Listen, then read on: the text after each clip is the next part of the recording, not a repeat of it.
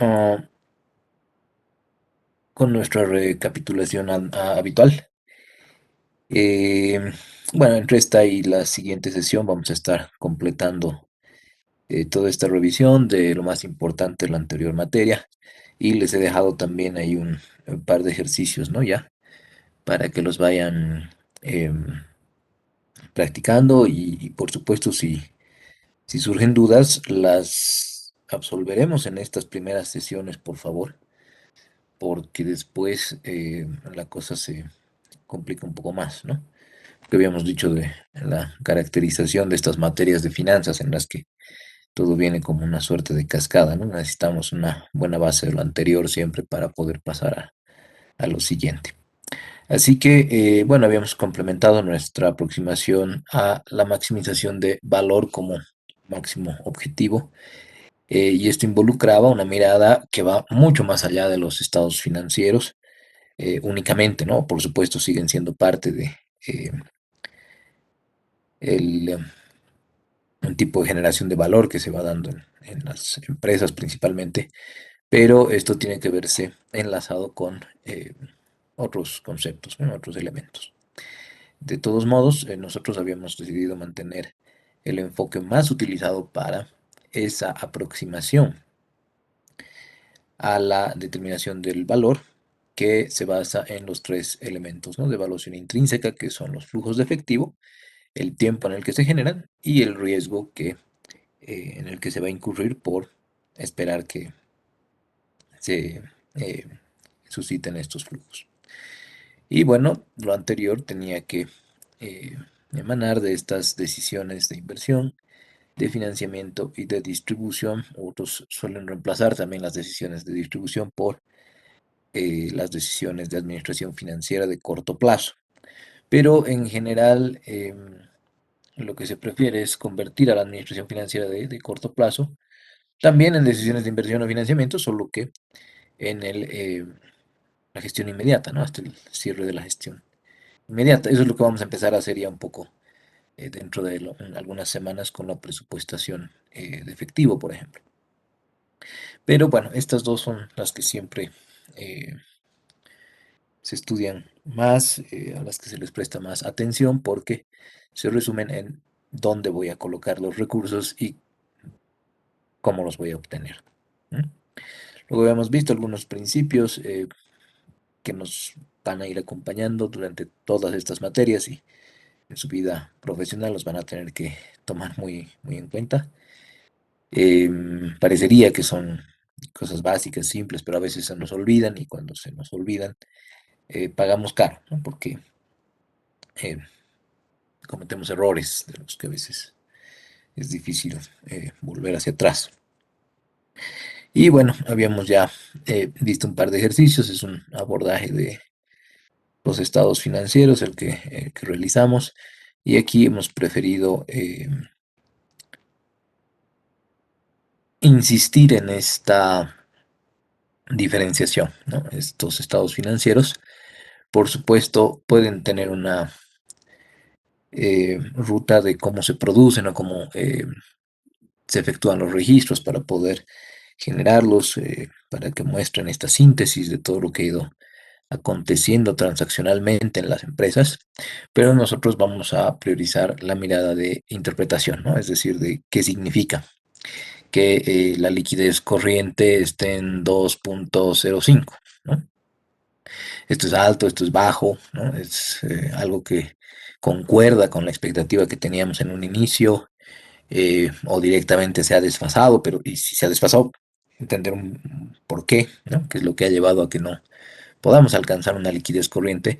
Cuando, como hemos visto, puede haber un covenant ahí, puede haber un compromiso financiero en el que la liquidez corriente tenía que estar, no sé, en un ejemplo burdo, siempre por encima de 3, digamos. Entonces, si hemos bajado a 2,05, bueno, habrá que ver por qué, ¿no?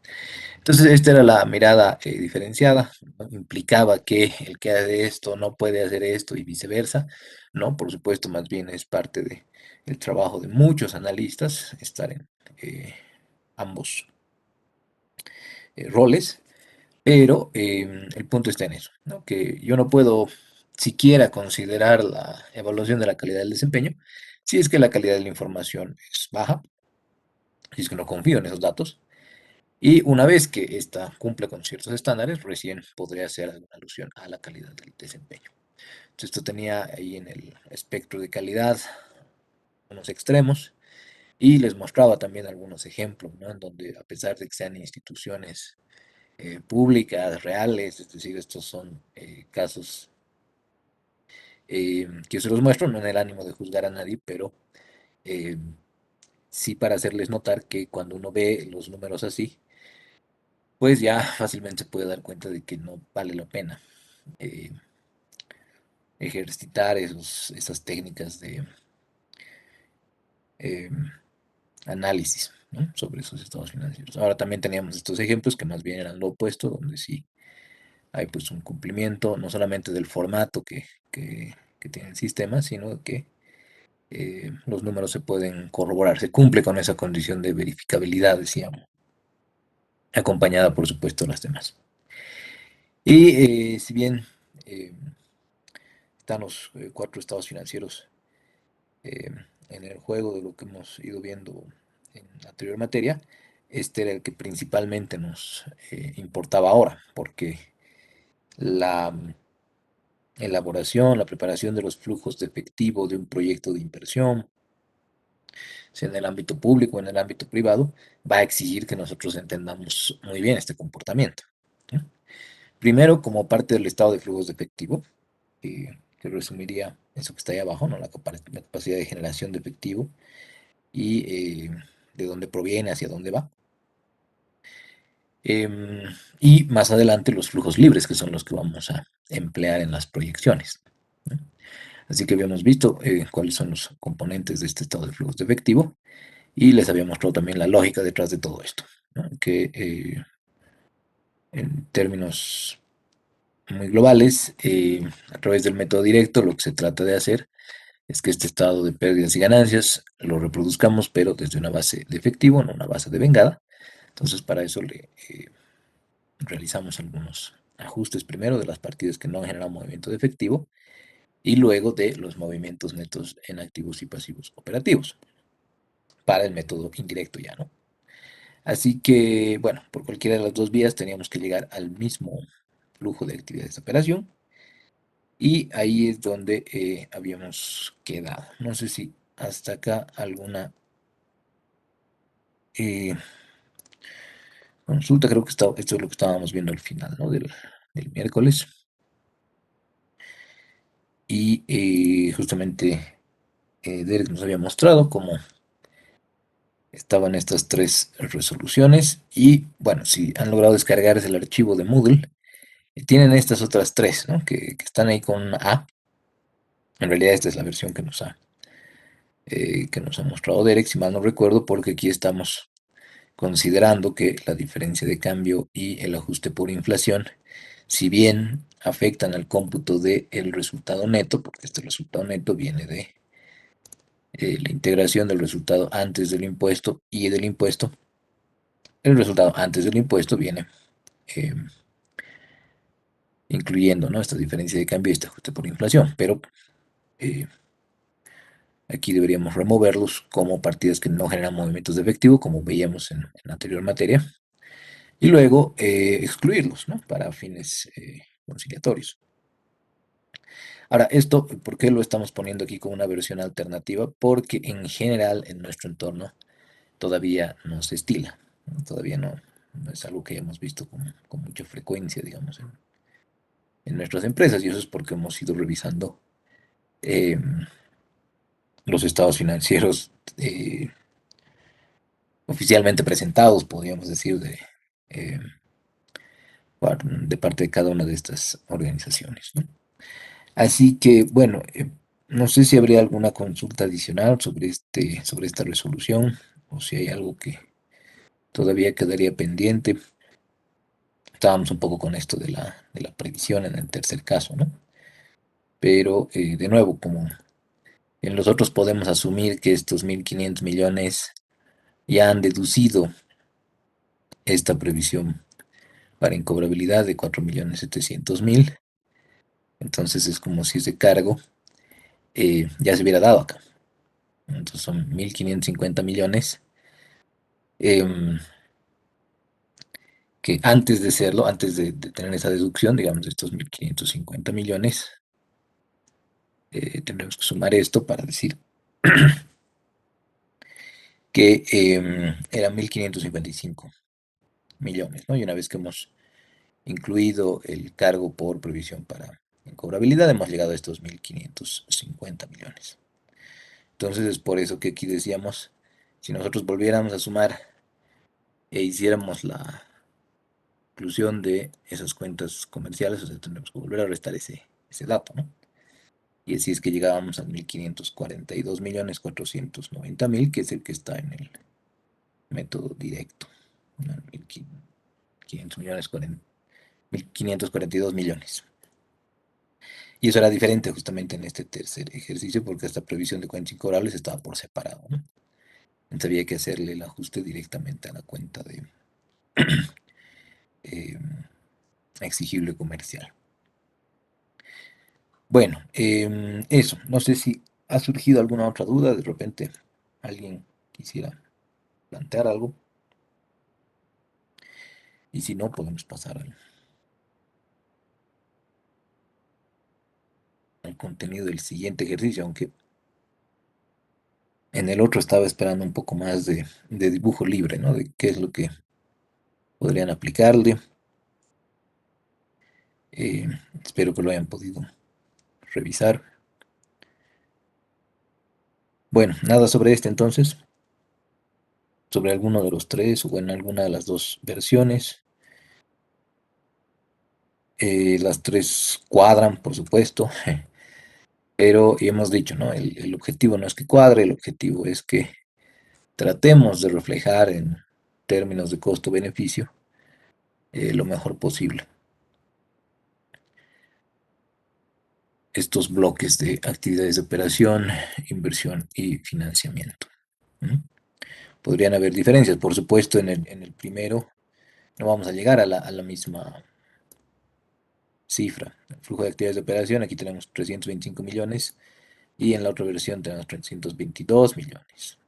¿No? ¿Fruto de qué? Fruto de estos dos, la diferencia de cambio y el ajuste por inflación. Ahora, bueno, muchos dirán, pero es poquito, ¿no? No le hace nada. Bueno, en ciertos casos sí, efectivamente, es como lo que ha dispuesto el CETENAC, ¿no? De que la inflación no está siendo tan significativa, entonces hay una suspensión de este ajuste, ¿verdad? En algunos otros casos, como veíamos, si mal no recuerdo, el de Telecel, en el que sí era un movimiento de unos 60 millones de bolivianos, una cosa así. Que de nuevo, el valor absoluto ese no es tan relevante como en relación a qué, ¿no? Si son 60 millones de bolivianos en una firma de 13.000 millones de bolivianos, entonces puede ser que no sea tan relevante. 60 millones de bolivianos en esta, por ejemplo, sería, por supuesto, algo influyente. ¿No? Eso. mm, no sé si habría alguna otra cosa. Si no, pasemos aquí a nuestra presentación. Bueno, Licenciado, sí, adelante, adelante, Paul. eh, ¿podría hablar acerca de los grupos? ¿Le puedo Em, hacer una consulta?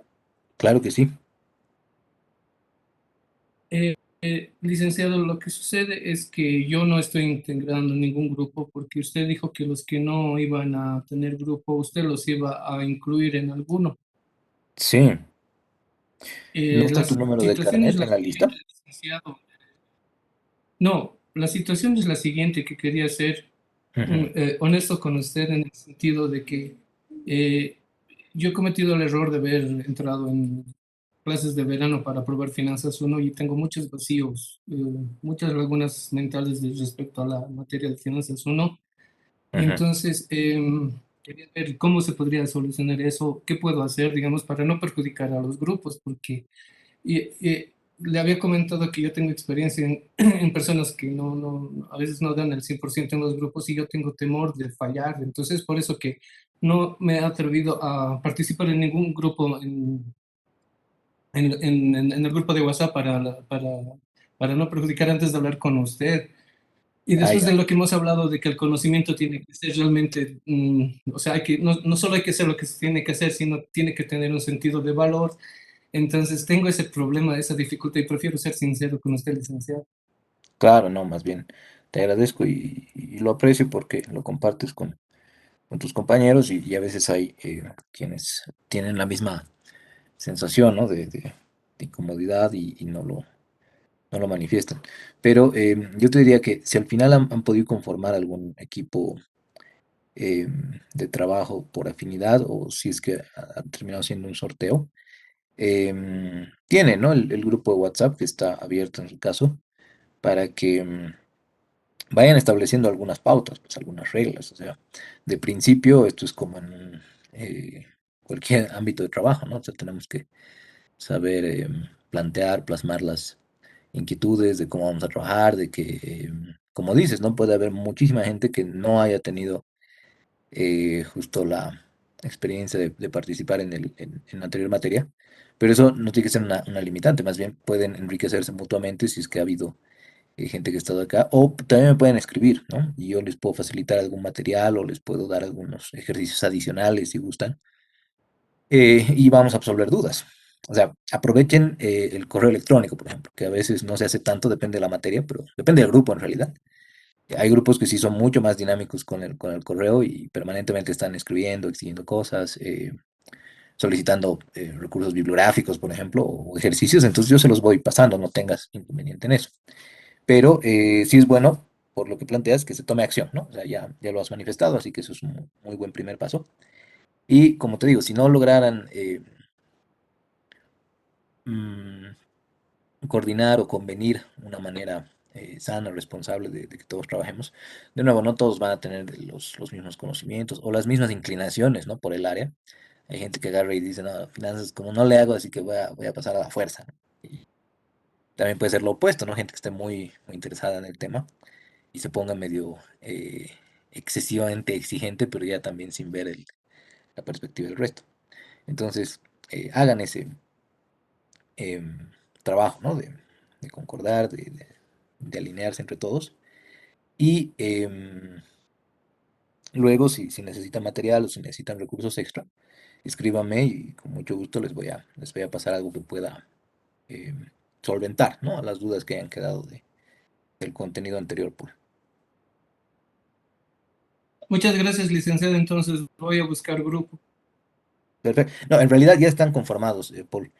En el grupo de WhatsApp, me imagino que eres parte, hay una lista que dice equipos. Y ahí lo que hay que hacer es buscar el número de carnet, entonces ahí coordinen con los que seguramente son del mismo número, ¿no? Claro, licenciado, pero yo no he participado de ningún grupo cuando han solicitado, entonces pensé que usted nos iba a asignar, digamos, Sí, a, por eso. a un grupo.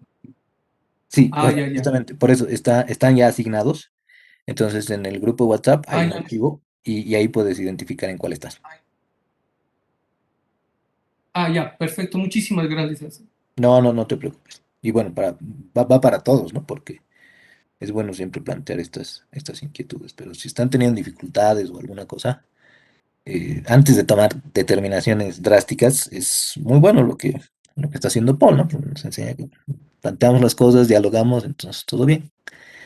Eh, pero si esperan a veces a que se estén queriendo sacar los ojos entre ustedes, entonces es más difícil, ¿no? Porque ya hay como un antecedente, no sé. Pero, en fin, a ver,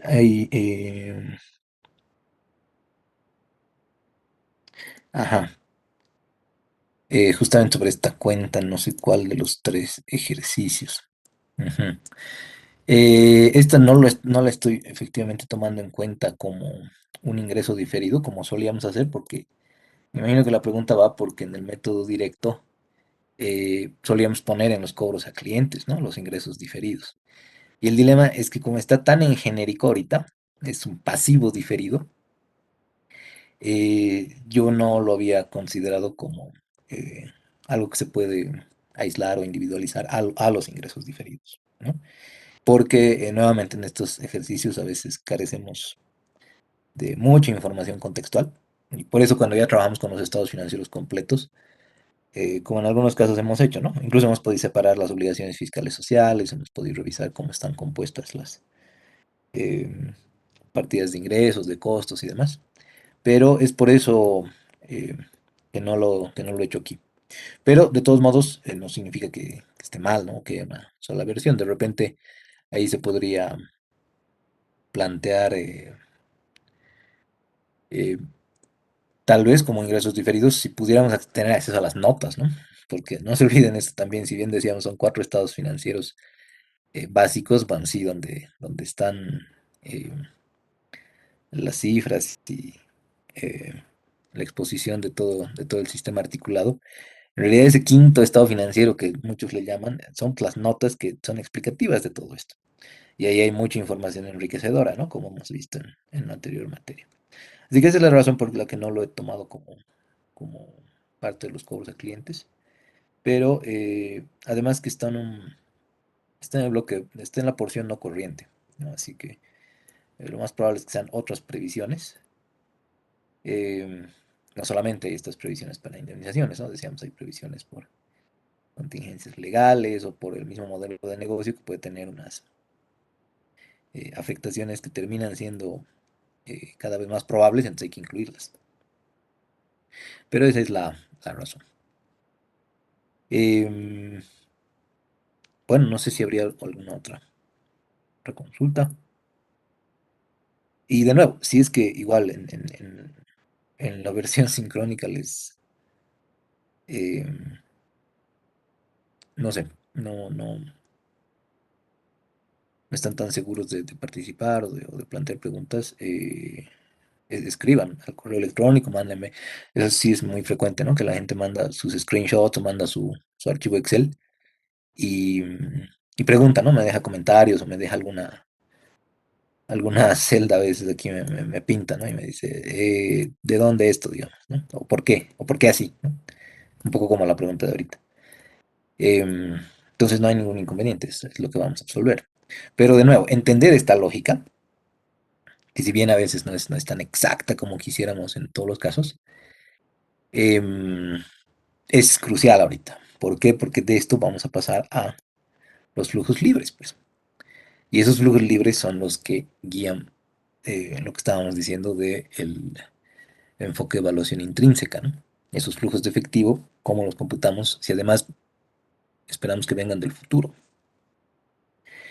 Bueno, eso. No, más bien un gusto. ¿Cuáles eran los lineamientos de este estado de flujos de efectivo? ¿De dónde debería provenir el efectivo? Bueno, pues de las actividades de operación en una generalización osada, pero sí, la compañía está en una etapa de madurez y las operaciones están yendo como se esperaba, entonces es lo que debería ocurrir, ¿no? Si estuvieran proveniendo consistentemente, es decir, año tras año, de las actividades de inversión, sería un signo de preocupación, especialmente si se tratara de una fábrica, por ejemplo, o si se tratara de alguna otra empresa de capital intensivo, porque sabemos que necesita de los activos no corrientes, principalmente de propiedad, planta y equipo. Entonces, si el efectivo proviniera de las actividades de inversión, esto implicaría que están deshaciéndose de sus inversiones, ya sean en activos fijos, en tangibles, en eh, inversiones permanentes, propiedades de inversión, o lo que se le solía llamar en una sola bolsa, ¿no? Que eran cargos diferidos, para poder alcanzar, pues, ¿no? A tener un saldo en disponibilidad positivo. Y ya dependiendo de cuáles son las proyecciones a futuro, cuál es el tipo de proyectos que quieren llevar adelante, el flujo de actividades de financiamiento es aceptable mientras esté controlado, ¿no? Ahora, altas ventas y utilidades se convierten en efectivo, bueno, en general, salvo que, ¿no? Aquí ya les puedo hacer la pregunta de que en qué casos un alto nivel de ventas, un alto nivel de utilidades podría llegar a un flujo de actividades de operación negativo. No sé si alguien quisiera responder, ¿no? ¿Qué tendría que haber hecho una empresa como para que, a pesar de haber tenido un incremento muy interesante en sus ingresos y a pesar de haber llegado a una utilidad también atractiva en su estado de ganancias y pérdidas, nos encontramos con que el flujo de actividades de operación es negativo. Y todavía más grave, ¿no? Si es que esto fuera un comportamiento de año tras año. Entonces, ¿qué habría podido pasar ahí, no? No sé si alguien se anima a dar alguna idea. Lit, quizá que la mayoría de las ventas se queden en cuentas por cobrar. Exactamente, Derek, ¿no?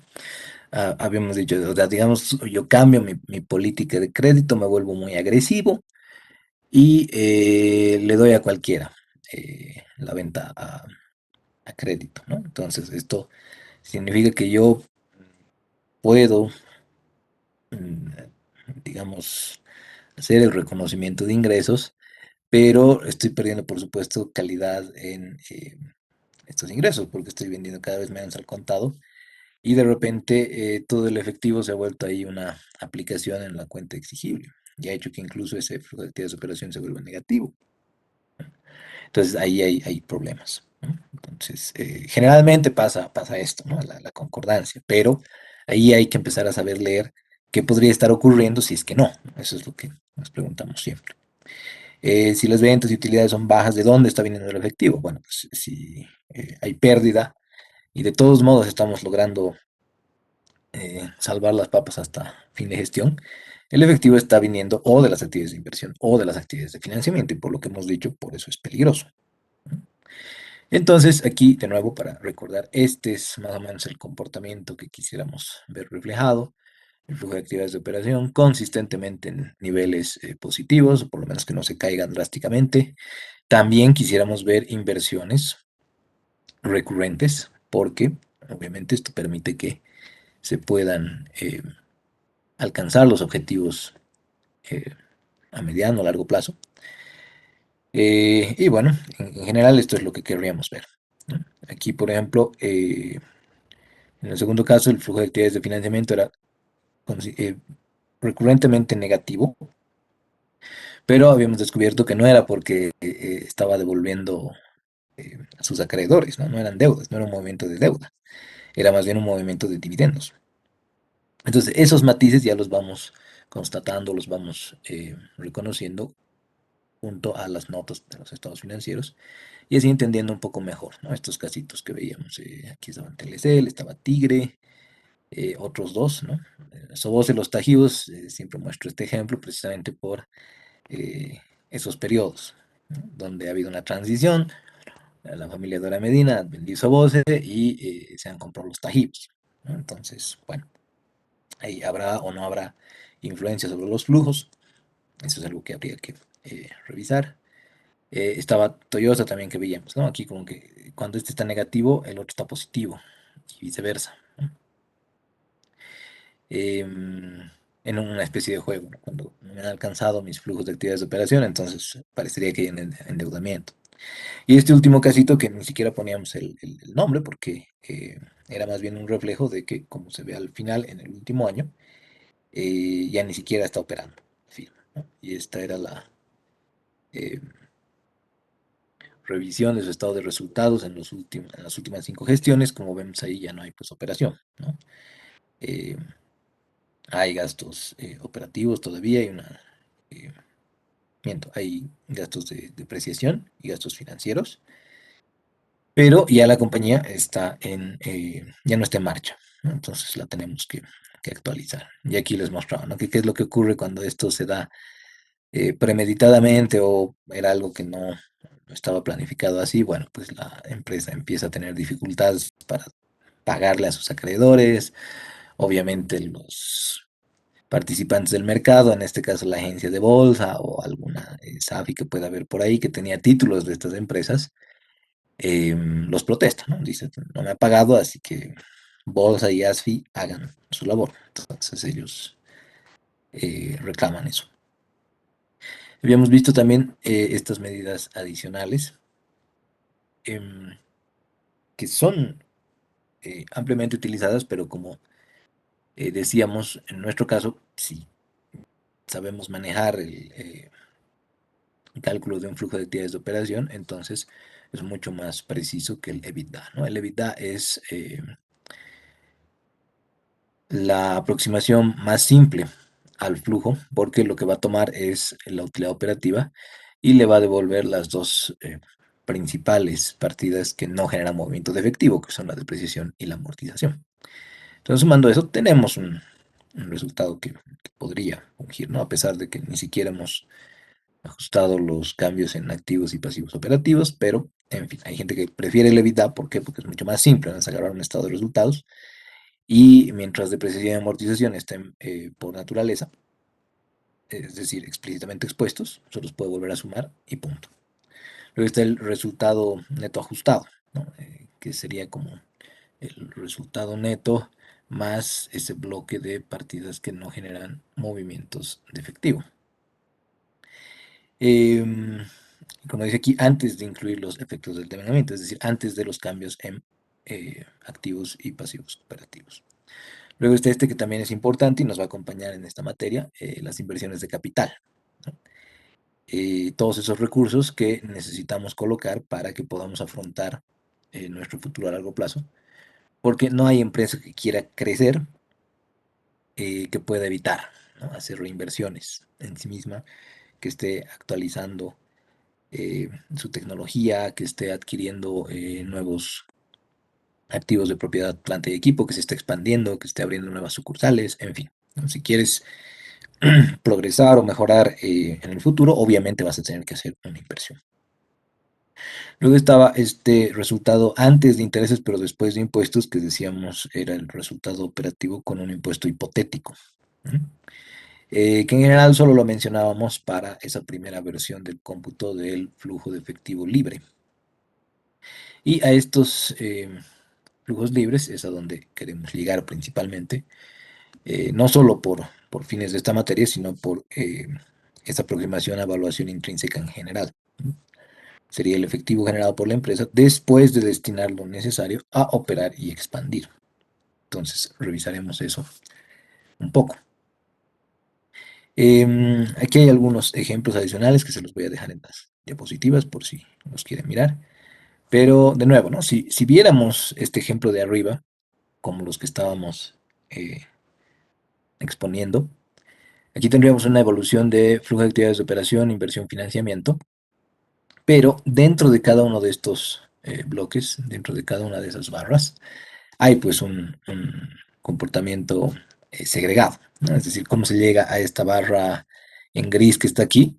Bueno, se parte del resultado neto, se le suman esas partidas que no generan un movimiento de efectivo. En este caso tendríamos ese resultado neto ajustado, que sería la suma de esos dos, ¿no? Y luego la barra en café, que serían los movimientos en activos y pasivos operativos. Entonces, incluyendo eso más, llegaríamos a esa barra que está en gris ahí. Y para todos los casos tendríamos que ver por qué se está dando ese desempeño, ¿no? Si concuerda o no concuerda con el modelo de negocio, si concuerda con la planificación que tenía la empresa. En fin, lo propio en los flujos de actividades de inversión. Porque si bien decíamos que es una buena señal que estos se mantengan recurrentemente en negativo, porque significaría que estamos destinando recursos a las inversiones, podríamos segregar esto para saber si estamos invirtiendo en las partidas prudentes, digamos.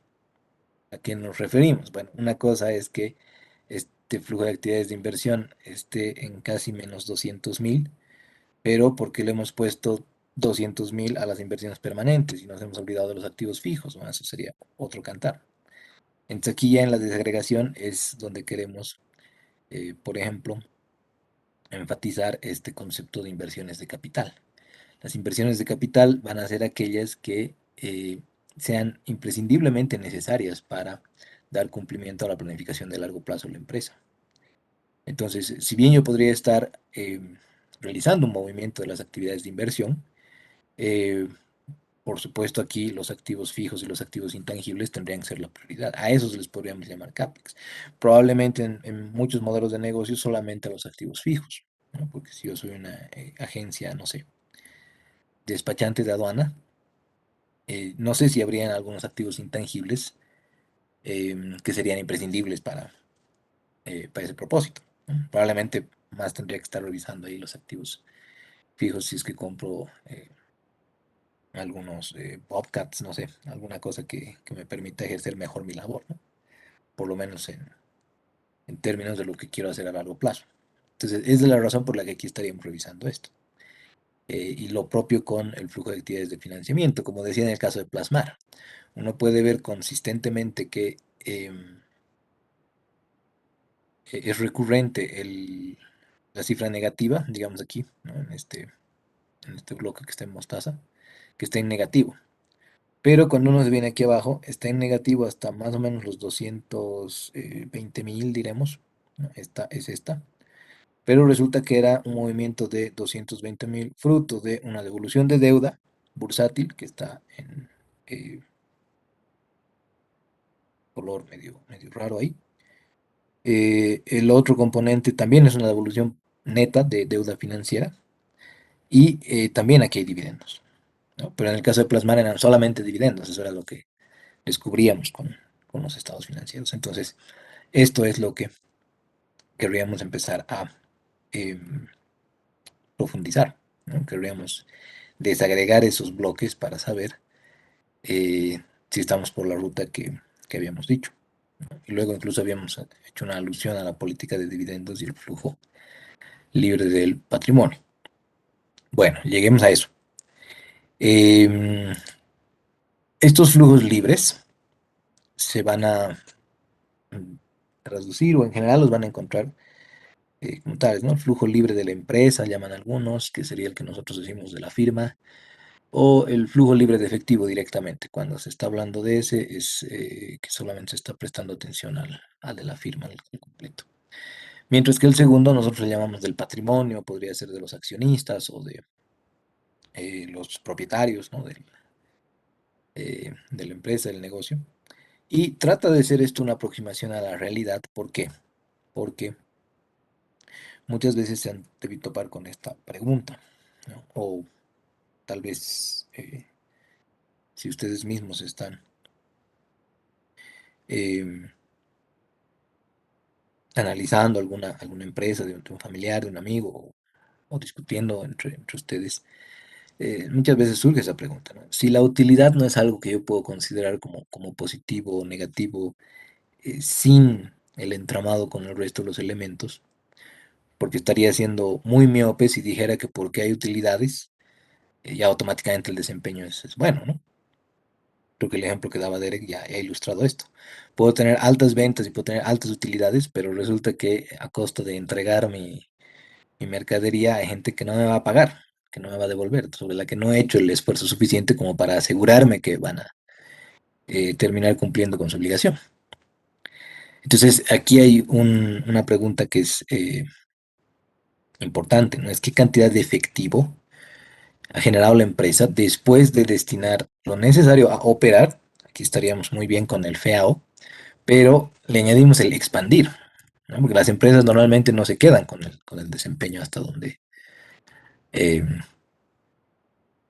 se ha tenido y ya, ¿no? O sea, no es que agarramos, terminamos el año y listo, todo ese flujo que se ha generado nos lo repartimos y ojalá el próximo año sea igual, ¿no? No, tenemos que considerar que el próximo año va a ser mejor, sí, solo sí, planificamos, sí, solo sí, hacemos las inversiones necesarias, sí, solo sí, reemplazamos nuestras maquinarias que ya están pues muy desgastadas, ¿no? El típico ejemplo que les doy de la experiencia que tuve cuando visité una planta y resulta que el proceso de envasado del champú se hacía pues con jarrita y varias ollas muy grandes, ¿no? Unas señoras que se la pasaban envasando el champú así. Y que de nuevo no tiene que interpretarse como que esté mal o bien, ¿no? Puede ser una empresa que está iniciando, entonces ahí no habría ningún problema. Pero si se trata de una farmacéutica que tiene décadas de operación en el mercado, obviamente yo asumiría que buena parte de sus inversiones a lo largo de los años se han dado para que se puedan automatizar ciertos procesos, ¿no? Entonces, a eso se refiere este expandir. No solamente tengo que considerar que el efectivo tiene que estar destinado em, a cubrir todas las necesidades de liquidez de la empresa, sino también a que se pueda afrontar ese futuro de largo plazo. ¿no? Y ojo que aquí no es invertir por invertir, ¿no? Porque a veces se confunde con eso, ahorita lo voy a hacer notar.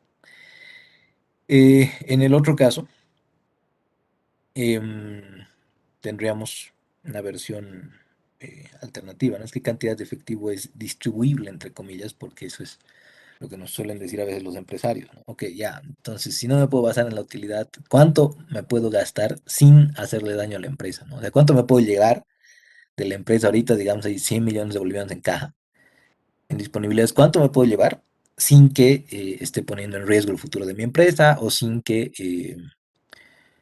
vaya a afectar de ninguna manera el desempeño futuro, ¿no? Porque a veces hay gente que agarra y ve 100, eh, no necesitan ser millones de bolivianos, ¿no? Basta que hayan 10.000 pesos ahí y se los quieren llevar, ¿no? Porque al inicio habían solamente 5.000, entonces quieren llevar la mitad. No, no funciona así, depende del contexto. Y este, entre los propietarios, va a ser justamente este flujo de efectivo libre del patrimonio el que vaya a responder eso, ¿no? Entonces, ¿por qué es tan importante estos dos conceptos de flujos libres? Porque no solamente son los más utilizados para la evaluación de empresas, que es nuestro fin último en estas tres materias, para las decisiones de proyectos de inversión, esto es lo que vamos a ver en esta materia, y para todo el proceso de análisis financiero, sino que nos va a representar pues este flujo que en el primer caso, en el flujo de efectivo libre para la firma, para la empresa, para el flujo de libre de efectivo total, se ha generado independientemente de cómo es financiada. Es decir, aquí no vamos a considerar si han habido devoluciones a los acreedores o si también, ¿no?, han canalizado nuevos recursos. No, este flujo de efectivo libre de la firma va a venir computado a través de los siguientes conceptos. Primero, un resultado antes de intereses e impuestos, que en general usamos como equivalente al resultado operativo en nuestras materias, em, haciendo un poco a veces caso omiso, ¿no?, de las partidas no operativas. Pero a este resultado antes de intereses e impuestos, lo primero que vamos a decir es hay que restarle el impuesto a la renta. Ese es el IR. ¿Por qué? Porque decíamos, si algo es seguro en la vida es que nos vamos a morir y que vamos a pagar impuestos, ¿no? Entonces, algo que no podemos dejar de considerar, que sí o sí vamos a terminar pagando ese impuesto a la renta. Pero vamos a ajustar, al igual que en el caso del flujo de actividades de operación, todo lo que no ha sido movimiento de efectivo en el estado de resultados. Y vamos a incorporar también el efecto de los cambios en activos y pasivos operativos. Hasta ahí parecería otra versión de el FAO, ¿no? Solamente con un ligero ajuste aquí porque no estaríamos considerando los gastos financieros, precisamente porque esos gastos financieros serían parte de la recompensa de los acreedores, pero aquí como estamos calculando el flujo para toda la, para toda la firma, entonces no deberían influir. Así que la diferencia primordial está aquí, ¿no?, en restar este CAPEX, en restar las inversiones de capital necesarias para que se dé cumplimiento, y cumplimiento efectivo, podríamos decir, ¿no? No solamente es seguir el objetivo a rajatabla, es decir, sin análisis, sin reflexión, es cumplir por cumplir. Digamos, hay 100.000 bolivianos que se tenían que invertir en equipos de computación, y si no se hace el debido proceso de análisis de hacia dónde deberían ir esos 100.000 para mejorar, o por qué en un principio habíamos planificado que había que eh, realizar esa inversión. Entonces, igual el CAPEX, por más de que sea un monto que se está reconociendo y que se está destinando ahí y que me deja con un flujo libre positivo, podría ser algo que no cumpla con la expectativa. O sea, imagínense los casos de corrupción en el sector público, ¿no?, donde vendrían a ser pues estas partidas, no sé, en el POA dice que vamos a reemplazar todos los muebles. Y se reemplazan todos los muebles, pero con alguna empresa que ha hecho algún tipo de negociado chuto y ha puesto muebles de pésimo estándar de calidad, ¿no? O imagínense las ambulancias en Potosí, o imagínense la construcción de un puente que no le pone el cemento que le debería poner. Eso puede ser considerado como CAPEX. Bueno, ahí y hay problemas, ¿no? Uno puede agarrar y dicho, pero ahí está, se consideró CAPEX porque le he restado los 100.000 que me habías dicho. Sí, pero no se olviden aquí que el proceso es reflexivo, no es una cosa mecánica en la que simplemente porque restamos el CAPEX y porque esto es positivo, automáticamente nos está yendo bien, ¿no? Ahí es donde va esa exigencia de criterio y de análisis a la que siempre hacemos referencia. Entonces, una forma alternativa de calcular esto sería el flujo de actividades de operación más esa porción de los gastos financieros que no estaría afectada por la deducibilidad fiscal y menos el CAPEX. O sea, es algo bastante próximo a esta idea, ¿no? De que, ok, vamos a ver cuánto de efectivo genera la empresa luego de operar, pero también de expandir. Eso creo que se refleja mejor en esta segunda versión, ¿no? Este sería el flujo operativo, haciendo ese pequeño ajuste por los gastos financieros, y este CAPEX sería el que está tratando de representar esa capacidad de expandir el negocio, ¿no? Si no tenemos reinversiones en la empresa, difícilmente vamos a poder crecer, difícilmente vamos a poder mejorar, ¿no? Difícilmente vamos a poder cumplir con nuestros sueños, con nuestra visión, ¿no? Que le llamamos. Entonces no sé si esto queda más o menos claro o si habría alguna consulta pendiente de la anterior materia o imagino que en realidad a veces hay una cuestión, haciendo un pequeño paréntesis, en relación a la nomenclatura, ¿no? Algunos le llaman flujo de efectivo libre, o en la versión de proyectos de inversión le llaman el flujo económico, ¿no? Y al otro le llaman el flujo financiero, porque estábamos hablando de un proyecto en sí. Y luego se hace un drama terrible porque no hemos visto este contenido y era muy importante, ¿no? Bueno, no es que no lo han visto, sino que probablemente lo hayan eh, avanzado con un nombre distinto o con alguna otra óptica ligeramente diferente, porque de nuevo no hay tampoco consenso universal en los autores sobre esto. Yo prefiero por eso usar la versión del CFA, del Instituto CFA. Pero lo que es más importante es el entendimiento de fondo, ¿no? Sobre la abstracción de lo que implican estos conceptos. Entonces, si bien decíamos, queremos que estos flujos libres sean positivos, ¿por qué? Porque esto reflejaría que luego de haber hecho toda esta operación y luego de haber considerado la expansión del negocio, hay todavía efectivo disponible. Eso significaría que se está generando valor. Pero, de nuevo, no hay que agarrarlo como algo dicotómico, como algo se cumple o no se cumple, ¿no? En blanco o negro, sino que hay que ver, ¿no? La calidad de estas inversiones, hay que ver la calidad de la generación del FAO, porque puede ser igual una calidad baja, ese FAO, si es que no se vuelve recurrente o incluso sostenible, ¿no? Lo que decíamos el otro día. Puede ser que una empresa venda mucho hoy, pero deje de vender mañana porque no ha analizado bien que en realidad dependía mucho de algunos factores externos que no tenían que ver tanto con la empresa, ¿no? Eso era lo complejo. Y aquí, bueno, el otro que es el flujo de efectivo libre para el patrimonio, algunos ni siquiera lo consideran, pero sería ya el flujo residual exclusivamente para los propietarios. ¿Por qué? Porque aquí sí estaríamos considerando los movimientos de deuda. Y si nos fijamos en esta versión, el flujo de efectivo libre del patrimonio, si tomamos esos dos y tomamos estos dos, tomamos esos tres elementos, de lo que estamos hablando es del flujo de actividades de operación. Entonces, si integramos esos tres, es el FEAO, es el mismo FEAO. Así que la otra versión es simplemente esa, ¿no? Flujo de actividades de operación, menos el CAPEX, y aquí sí incluir los movimientos de deuda. No hay el ajuste por los gastos financieros, porque ahora sí estaríamos removiendo esa recompensa que le hemos dado a los acreedores por los recursos que nos han confiado. Pero, de nuevo, ¿no? Aquí no hay que ser blanco o negro con que porque es positivo es automáticamente bueno, porque podrían haber razones por las que estos flujos libres sean positivos, pero que más bien nos preocupen de por qué han llegado a ser positivos, ¿no? Pues justo lo que quiero revisar con ustedes en la resolución del segundo ejercicio, ¿no? Que habíamos dejado que era este. Eran tres compañías a las que les hemos puesto nombrecitos raros, pero por supuesto están basadas en algunas de las que tenemos. Y la idea era esa, ¿no?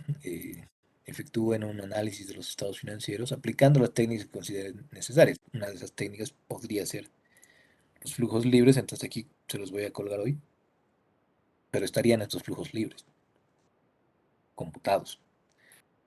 Y en sus tres versiones, además, si recuerdan, en anterior materia, quienes estuvimos, mostramos en alguna, ¿no? Que habían diferentes formas de computar a partir de los analistas que incluso trabajaban en la misma firma, pero tenían, ¿no? Sus matices, sus em, estilos, le podríamos llamar, que de todos modos no tiene por qué preocuparlos, porque si entendemos el concepto y qué es lo que está operando por detrás, que llegamos a los mismos flujos de efectivo, ¿no? Ahora bien, ¿a qué trataba de aludir con esto? Al hecho de que, decíamos, es una expectativa que estos sean positivos, pero no siempre eso ya garantiza que sea un desempeño con esa connotación, porque yo podría tener un flujo, en este caso, libre del patrimonio elevadamente positivo, pero ¿por qué? Porque no he hecho inversiones de capital, por ejemplo, ¿no? Entonces, ojo, al decir que estos flujos libres necesitan considerar la operación y la expansión, matemáticamente podríamos llegar a unos flujos muy positivos, pero porque directamente hemos dejado de invertir hace muchos años, ¿no? En la compañía. Y claro, ¿qué es lo que ocurre después? Bueno, pues, el tiempo siempre nos exige, ¿no? Nos demanda. Esto es la ley de la cosecha. La siembra es opcional, pero la cosecha es obligatoria. Así que si para demostrar que los dividendos tienen que ser más jugosos porque el flujo libre del patrimonio está alto, he dejado de hacer reinversiones en mi empresa, bueno, ahí tampoco se vale, ¿no? Porque en realidad no estoy contemplando auténticamente esa posibilidad de expandir mi negocio a futuro. Entonces esa es la diferencia. O sea, no nos quedemos con la idea, y en esto siempre pedía que se lo tome con pinzas, no nos quedemos con la idea de que únicamente porque un valor esté por encima o por debajo de cierto rango, de cierto eh, criterio generalizado, automáticamente estamos entendiendo bien lo que pasa en una empresa, ¿no? Desde este punto de vista, por supuesto, financiero y orientado a las decisiones. Así que, bueno, a ver, no sé si hasta acá hay alguna consulta o alguna idea que haya quedado pendiente de la anterior materia o algo que se quiera reforzar. Pero estos flujos son muy importantes, ¿no? Silic, buenas tardes. Tengo una consulta, una aclaración. A ver. En estas fórmulas, la D es deuda, ¿verdad? No Sí. depreciación. No, no depreciación, deuda.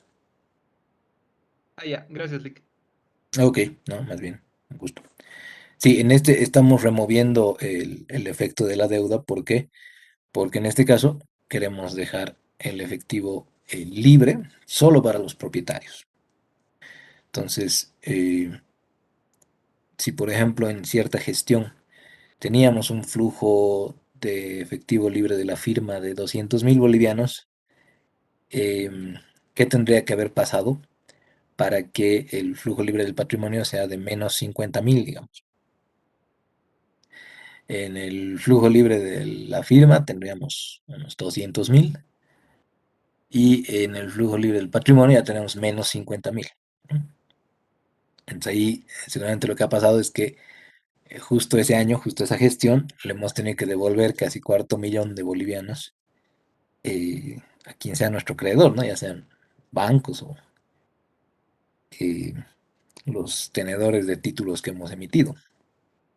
Entonces, por eso aquí dejaríamos libre, ¿no? Y como decíamos en algún momento, ¿cuál es el flujo libre para ese año? Menos 50.000, pucha, entonces ni pensar pues, de repente en dividendos o ni pensar en alguna otra cosa, ¿no? Eh, por ahí va la diferencia. ¿Alguna otra pregunta, comentario. Dicen, disculpe, Adelante. CAPEX, Leasing Pack, es decir, El CAPEX justo son estas inversiones de capital, Marcelo. Miré un ratito aquí a la resolución. Es por la sigla en inglés, ¿no? La traducción, la literalidad. Es que así es como lo van a encontrar más, ¿no? Porque esta disciplina es bien agringada también. Eh, Esto es por el... Sí, que serían capital expenditures, ¿no? Ahí está. La CapEx. Y bueno, la traducción literal es gastos de capital, pero eso es por una traducción, digamos, muy directa del inglés, porque para ellos expenditure no necesariamente implica solo el gasto reconocido como en castellano, sino también podría ser un egreso, pero entendido como salida de efectivo, digamos. Pero nosotros no lo entendemos así, ¿no? El gasto para nosotros más bien está fuertemente arraigado en el concepto de devengamiento. Entonces, por eso llamamos inversiones de capital. A pesar de que también lo van a encontrar como gastos de capital, pero habría alguna necesidad con la palabra gasto. En fin, luego de esta reconocimiento etimológico de dónde CAPEX y por qué le llamamos así, aquí tendríamos la respuesta, ¿no? En esta primera empresa de las tres que tenían, por ejemplo, en el flujo de efectivo de la firma, partimos por el FEAO y aquí estaríamos restando el CAPEX. Ahora, de nuevo, no se asusten. Si en la fórmula decía menos y aquí tengo un más, ¿por qué será? Porque estas celdas ya están en negativo, ¿no? O sea, esto siempre hay que tenerlo en cuenta y hay que ser muy sensatos con el uso eh, de la rigurosidad directa, ¿no? De la fórmula, porque de repente me ha pasado alguna vez, ¿no? Pero es que en la fórmula dice menos, entonces yo le he puesto menos aquí, ¿no? Sí, pero si tu celda ya estaba en negativo, obviamente has tenido un efecto inverso y por eso es que te has equivocado. Pero bueno, el punto está en que de este flujo de actividades de operación, en este primer caso, yo al menos he tomado tanto los activos fijos como los cargos diferidos, entendiendo que esta firma los interpreta como los activos intangibles. Bueno, en eso obviamente no se preocupen si es que no lo han considerado así, porque yo tenía algo más de información, pero estos son detalles que a veces no los podemos transmitir tanto en el planteamiento, ¿no? Pero el punto está en que, por ejemplo, las inversiones temporarias, las inversiones permanentes o el valor llave no lo hemos considerado, o no lo hemos tomado en cuenta, porque si bien son parte de las actividades de inversión, aquí el flujo de actividades de inversión está compuesto por los 5 movimientos, para hacer frente en el largo plazo a la planificación estratégica en lo que estrictamente concierne a los modelos de negocio en los que opera la firma, necesitamos esta inversión y esta inversión. Esto significa que probablemente estas inversiones temporarias o las inversiones permanentes, a pesar que aquí nos están originando 22 millones, no sean tan relevantes como quisiéramos. Y aquí obviamente hay que tener también cuidado de que, ojo, en este caso sería bueno eh, enfatizarlo, estas inversiones permanentes nos están originando 22 millones, lo que implicaría que si no hubieran estado aquí, serían 73 millones. Entonces aquí hay que ver este impacto de las otras partidas, digamos, de actividades de inversión que no son CAPEX, que no son inversiones de capital. Así que es eso, Marcelo, ¿no? En el otro caso igual, llegamos al flujo de efectivo libre del patrimonio. A partir del FAO vemos el movimiento de la deuda, que en este caso es una devolución neta de 37 millones. Y hemos necesitado invertir adicionalmente 66 millones en activos fijos y 8 millones en cargos diferidos, seguramente para todo lo que concierne el crecimiento a largo plazo, ¿no? Ojo, aquí en 2018, activos fijos, así, originador, lo que debería llamar un poco la atención, pero bueno, tampoco es algo que se ha ido haciendo recurrentemente, ¿no? Pero esto significaría que para que esto sea 11 millones neto, hemos tenido pues que vender más de propiedad, planta y equipo de lo que hemos invertido o renovado. Pero a eso nos estamos refiriendo con CAPEX en este ejemplo, ¿no? Nosotros podríamos ver seguro algunas otros comportamientos. Aquí, por ejemplo, está en movimiento neto, en activo fijo y otros activos, ¿no? Esto no lo podemos separar porque no tenemos datos, así que directamente lo hemos asumido como CAPEX también. Pero inversiones permanentes en general no es algo por lo que nos vayamos a morir. Y aquí lo propio, en esta ya más en línea con lo que hemos visto en las empresas que hemos trabajado en el anterior semestre, un FEAO, un activo fijo neto y un intangible, y el ajuste por los gastos financieros. De todos modos, debería ser el mismo eh, flujo libre de la firma en todos los casos, ¿no? Aquí hay estas versiones donde los analistas trabajaban con el EBIT, con el EBITDA y demás, pero yo particularmente prefiero esta vía que es más expedita. Eso, no sé si habría alguna otra duda o algún otro em, comentario. Licenciado, disculpe, una consulta. Adelante, Johnny. Gracias. ¿Cuál sería la diferencia del CAPS con el capital de trabajo? Ah, el capital de trabajo es, creo que está aquí abajo, en la generalidad entendido como la diferencia entre el activo corriente y el pasivo corriente. Creo que sí, aquí está aquí abajo están mis estados financieros. Yo los he inflado, pero como les decía, ustedes los pueden deflactar por la vía que ustedes prefieran, no hay ningún problema. Pero el capital de trabajo neto en general se refiere a cuántas veces cubro el pasivo corriente con mi activo corriente. Em, Miento, perdón, esa sería la liquidez corriente. El capital de trabajo neto sería la diferencia, no la resta de este 2.057 millones menos los 1.132 millones. Y es una medida de liquidez que normalmente trata de mostrarnos que la mayoría de las veces esperaríamos que sea positivo, ¿no? Para tener por lo menos algo de holgura. Si quisiera yo responder a todas estas obligaciones en este momento, pues liquidando todos mis activos corrientes, debería estar en la posición de hacerlo, ¿no? Porque obviamente esto sabemos que se va a realizar en esta gestión. Entonces a eso se refiere el capital de trabajo neto, Johnny, que es más bien distinto a este concepto de inversiones de capital, porque aquí se trata más bien de unos, en el sentido de bienes de capital, ¿no? Que tienen los economistas, bienes de capital para poder explotar la empresa o el modelo de negocio. Entonces, sí, capital a veces se usa en varios sentidos y en eh, en distintos propósitos, ¿no? Pero en realidad no tienen tanto que ver uno con la otra. Una es una medida de liquidez, el capital de trabajo neto, y este capital, como inversiones de capital, son los recursos que tenemos que colocar en los activos no corrientes, los activos de largo plazo, para poder seguir explotando el negocio en el futuro. No sé si aclaro mejor, Johnny, o tal vez la pregunta iba por otro lado. Sí, dice, o sea, en sí el capital de trabajo solo sería una medida de liquidez, no sería algo que se aplica directamente a la empresa, ¿no ve? Así lo estoy entendiendo. Es claro, depende porque es más relevante en ciertos modelos de negocio que en otros, ¿no?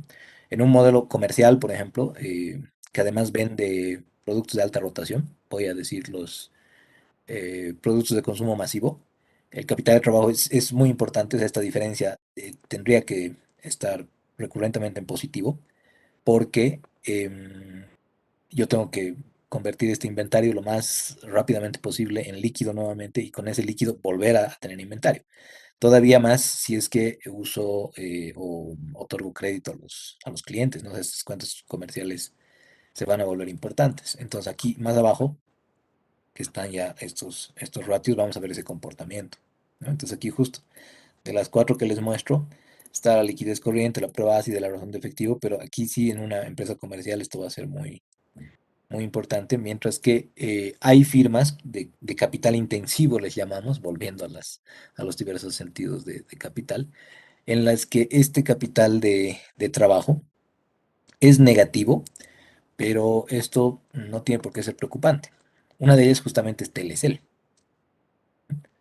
Aquí, volviendo a nuestra herramienta, a ver, para hacer, eh, voy a volver a esto en algunas sesiones, pero solo por el ejemplo, porque le he aumentado esta cuestión para hacer un ranking. Pero si yo me voy aquí a la liquidez de Telecel, justamente en este capital de trabajo neto, ahí está, ¿no? Bueno, ponemos las 10 mejores, ya. Aquí arriba están las que tienen mayor liquidez en los distintos ratios, es decir, liquidez corriente, prueba ácida, prueba defensiva, razón de efectivo y demás. Y aquí abajo los que menos tienen.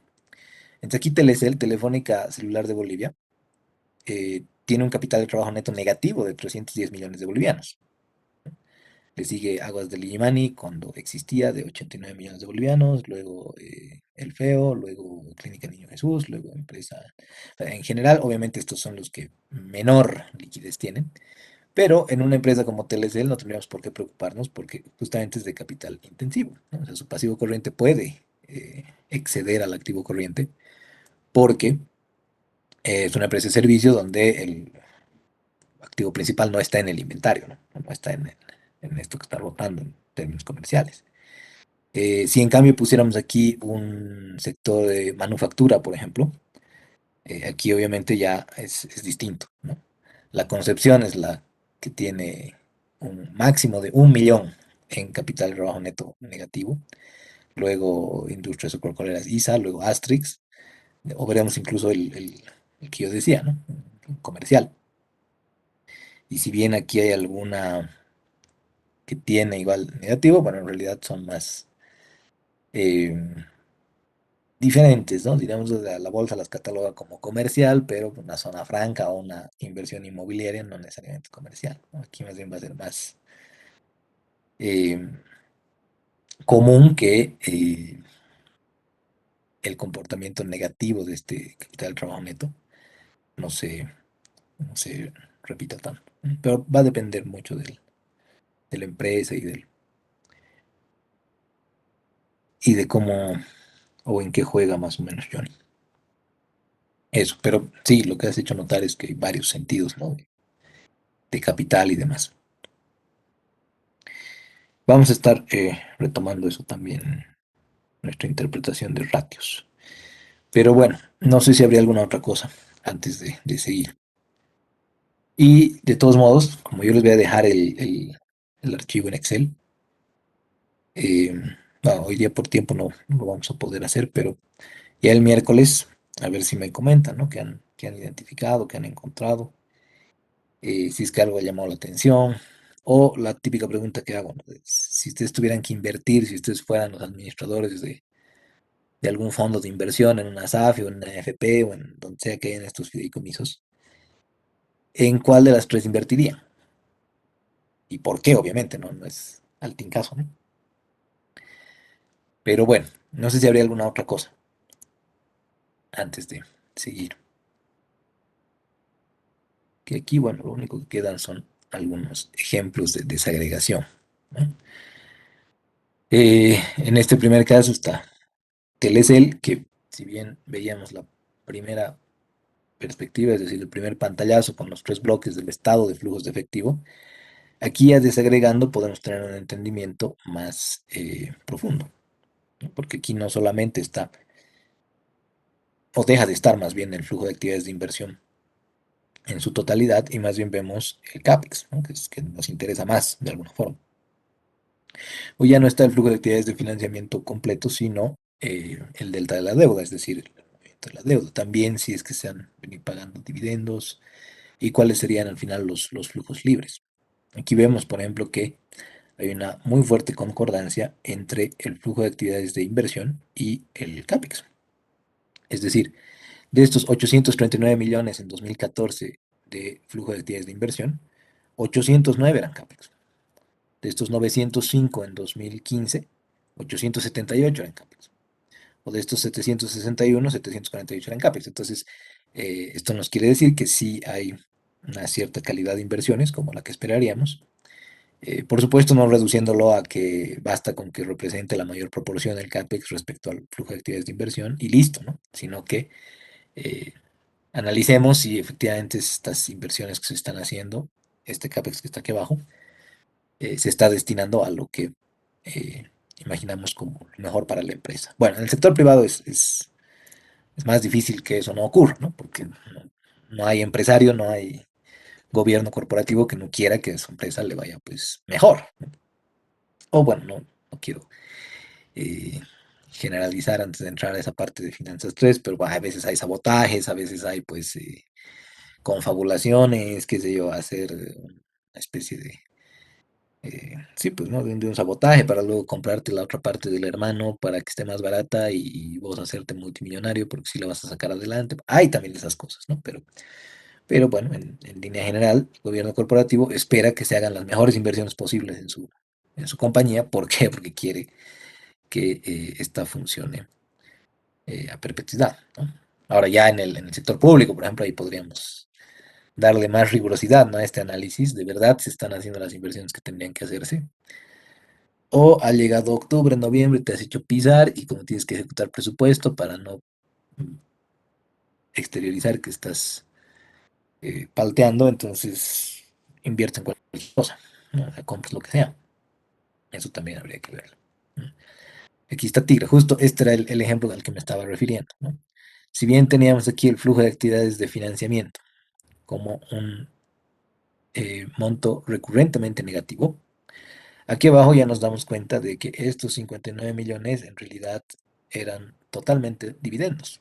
Lo propio en 2015, 65, 65, 48, 48. Es decir, era un comportamiento del flujo de actividades de financiamiento que no tenía que ver con deudas, sino únicamente con el pago de dividendos, porque obviamente este es un flujo eh, catalogado como actividad de financiamiento, o sea, recompensa, ¿no? a los propietarios.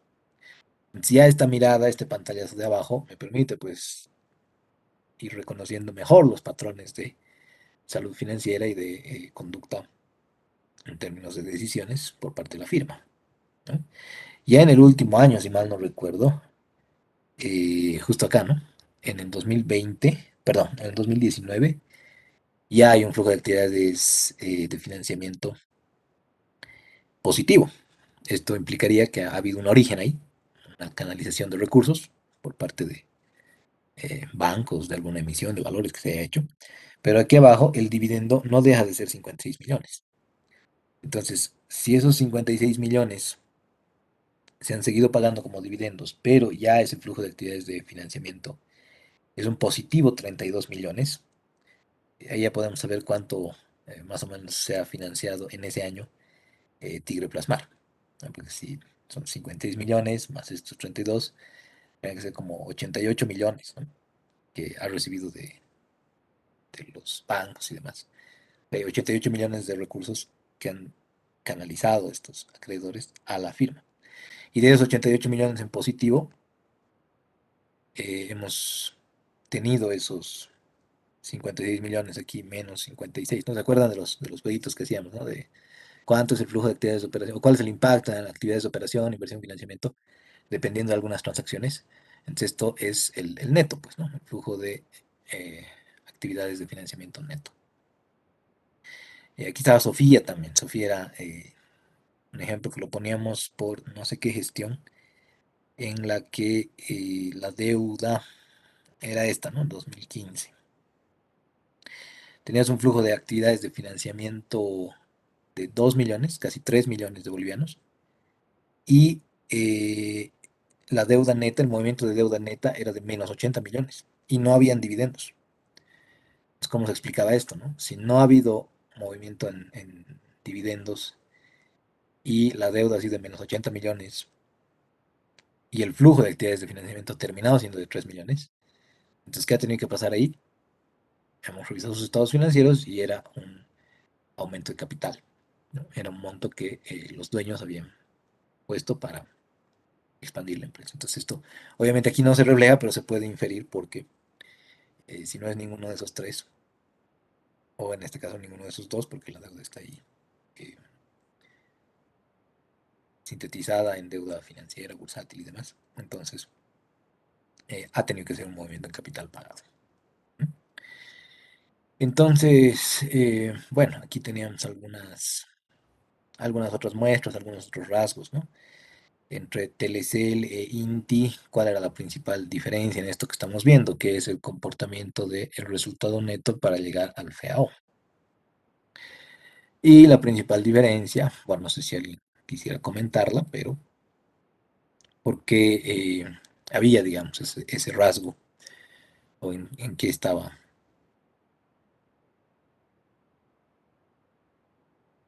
em, exponiéndose, ¿no? Esto que la Telecel e Inti son dos empresas que, si bien les va de maravilla, no son muy comparables, ¿no? En el sentido de a qué se dedican y demás.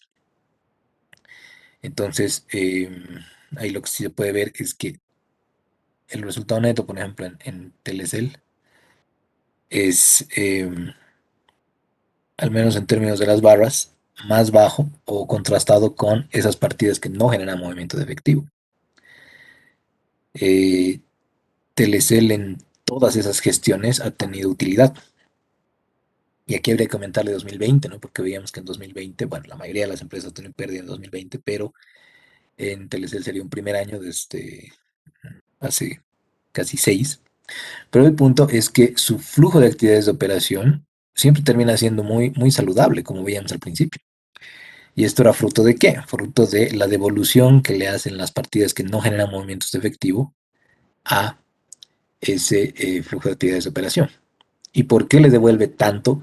Porque Telecel es una firma de capital intensivo, es decir, requiere de un montón de inversión en activos fijos, en propiedad, planta y equipo para poder operar. Necesita instalar pues sus antenas, sus redes de fibra, necesita un montón de infraestructura para poder operar. Pero como esas inversiones las realiza en un inicio y luego simplemente las va depreciando, es decir, va pasando al gasto contable, ese gasto es el que se devuelve porque ya no es movimiento de efectivo, ¿no? Y al no ser movimiento de efectivo, este flujo de actividades de operación se beneficia bastante. En cambio, en el otro caso, puede haber un resultado neto, es decir, una utilidad mayor que termina en un flujo de actividades de operación menor, ¿no? ¿Por qué? Porque ya no hay tanta potencia de la devolución de esas partidas que no generan movimiento de efectivo. Es más, en esta gestión 2016, los movimientos en activos y pasivos operativos han sido los que más le han costado, ¿no? Aquí podría darse lo que estaba señalando Derek hace un rato, ¿no? ¿Qué pasa si has vendido, pero has vendido a crédito y todas esas ventas han ido a parar a tus cuentas por cobrar? Si han ido a parar a tus cuentas por cobrar, entonces una exigencia de recursos, es una aplicación de recursos y obviamente eso va a ser un negativo en términos de movimiento de flujo y va a terminar en eh, SFAO, ¿no? Que está por debajo en ese caso del resultado neto. Que bueno, no es el caso de todos los años, pero es diferente el comportamiento. O sea, lo que tenemos que enfatizar aquí es que no hay un universal. No debería tampoco, no deberíamos esperar que sea así. Lo propio acá, ¿no? Los otros dos ejemplos, Sofía, Chaco. Y finalmente lo veíamos con la relación entre dividendos y flujo de efectivo libre del patrimonio. Bueno, esto lo vamos a ahondar si nos llegamos a ver en la siguiente materia. Pero aquí dábamos algunos ejemplos preliminares, ¿no? Como Sobose, por ejemplo. Em, Siempre que cambian los dueños, cambia la filosofía de la empresa y esto es algo que no tiene que sorprendernos. Pero ya el 2018, cuando no hay un eh, flujo de efectivo del patrimonio positivo, se cortan los dividendos, ¿no? Y en el último año que llega a ser negativo, tampoco se pagan ya dividendos. ¿Por qué? Porque es un criterio más o menos que se lo debería considerar. De nuevo, asumiendo además que las inversiones, que este CAPEX ha sido bien destinado, ¿no? Lo propio en los tajivos, ¿no? Teníamos dividendos hasta ahí, hasta 2016. Luego el flujo libre del patrimonio ha ido bajando, bajando, bajando y ya se ha vuelto negativo en 2019, pero ya Desde 2017 no se pagan dividendos. ¿Por qué? Porque a esto es a lo que nos referíamos. Hay que explicar, hacer entender que no en todos los años puede ser que yo como nuevo gerente decida distribuir dividendos. ¿Por qué? Porque tengo que reemplazar el desastre que hemos dejado pendiente en los últimos años, ¿no? Y serán, bueno, otros ejemplos, ¿no? Aquí, por ejemplo, estaba en estos dos casitos más visible esta relación entre la utilidad neta y el dividendo pagado. Porque si fuera por utilidad, ¿no? Aquí en francesa, por ejemplo, vemos utilidad, utilidad, utilidad, utilidad, pero es más bien el flujo de efectivo libre del patrimonio el que está dando la pauta sobre si se paga o no, básicamente. ¿Por qué? Porque aquí se pagan dividendos, se pagan dividendos, se pagan dividendos, se pagan dividendos. Aquí se ha vuelto negativo y ya, chao dividendos. Y en el último año, a pesar de que ha seguido habiendo utilidad, ahí había una cosa que yo observaba de los propios estados financieros, aunque estaban incluso auditados, pero el dividendo, aunque no crean, estaba en positivo en los estados financieros, así que eso ya me resulta demasiado raro, ¿no? Pero lo pueden ver ahí, está en la página de la bolsa. Lo propio en Toyosa, aquí abajo, ¿no? Tienes utilidad, tienes utilidad, tienes utilidad, tienes utilidad, tienes utilidad. En todos los años que estamos viendo ahí hay utilidades, pero no significa que en todos los años haya pagado dividendos. Por ejemplo, en 2015 y en 2016 he preferido no pagar dividendos. No podemos decir que es una causa determinista, ¿no? Solamente porque el flujo de efectivo libre del patrimonio se haya comportado así, sino porque hay muchos otros factores. Pero si lo vemos en términos globales, digamos, tratando de interpretar ese flujo libre del patrimonio, pues hay una concordancia que se hace notar, ¿no? El 2015 baja ese flujo de actividades, perdón, este flujo libre del patrimonio baja, y por ende ya no se pagan dividendos en 2015. Se vuelve negativo incluso en 2016, menos te voy a pagar dividendos. Ahora, se recupera en 2017, bueno, volvemos a pagar un poquito de dividendos. El 2014 eran 14 millones, el 2017 eran 4 millones. Y en 2018 ya hay un comportamiento un poco más austero, ¿no? En estos dividendos. Y a pesar de que en el 2019 ya hay una recuperación más fuerte, esto es lo que hay que aprender muchas veces en un entorno como el nuestro, donde se quiere ver las cosas muy cortoplacistas. Bueno, hasta ahí veremos hoy. Y el miércoles más hacemos una revisión de análisis de estados financieros, posiblemente perfiles financieros en una siguiente sesión, y con eso estamos listos para lo que involucra esta materia. No sé si habrían consultas, comentarios, dudas, aclaraciones. Yo, de todos modos, les subo esto mejor dicho, a Moodle, y el miércoles también sí van surgiendo. Bueno, que de todos modos esto es, habíamos dicho, como los anexos, ¿no? Aquí justo había descargado algunos ejemplos para mostrarles hoy, pero bueno, nos da el tiempo. Pero lo que quería ir era que si nos vamos al final, aquí están estos como... Aquí ya no lo está considerando como anexo, pero en los de Pacífica al menos sí eran. Aquí debe estar de esa forma. Sí, en los de Pacífica están como anexos, ¿no? Bueno, todos los cálculos que se han hecho y demás. Lo revisamos el miércoles entonces. Si no hay dudas, consultas, eso sería todo por hoy. Que estén muy bien, cuídense mucho. Hasta luego, Lick.